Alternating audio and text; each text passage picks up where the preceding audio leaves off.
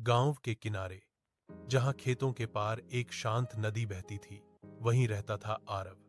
उसे प्रकृति से गहरा लगाव था। उसकी दादी अक्सर उसे पंच तत्व पृथ्वी, जल, अग्नि, वायु और आकाश की कहानी सुनाया करती थी। एक दिन आरव ने ठान लिया कि वह इन पांचों तत्वों को महसूस करेगा। सबसे पहले वह खेतों में गया और मिट्टी को हाथ में लेकर बोला, हे पृथ्वी, तुम ही हमें अन्न देती हो।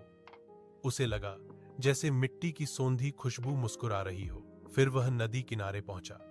बहते जल को देखकर उसने कहा, तुम जीवन हो। पानी की ठंडी लहरों ने उसके पैरों को छुआ, मानो आशीर्वाद दे रही हो। शाम को उसने सूर्यास्त देखा।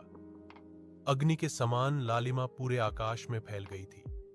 उसे समझ आया कि अग्नि केवल जलाने के लिए नहीं, बल्कि ऊर्जा और प्रकाश देने के लिए भी है।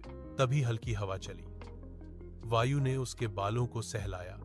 उसने गहरी सांस ली और महसूस किया कि बिना वायु के जीवन संभव नहीं। रात होते होते आकाश तारों से भर गया।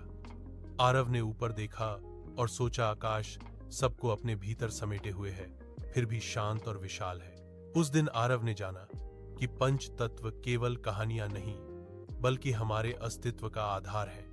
यदि हम प्रकृति का सम्मान करें तो ये तत्व हमें संतुलन और सुख देते हैं। आरव ने संकल्प लिया कि वह पेड़ लगाएगा, पानी बचाएगा और प्रकृति की रक्षा करेगा, क्योंकि जब पंच तत्व संतुलित रहते हैं तभी जीवन सुंदर और सुरक्षित रहता है।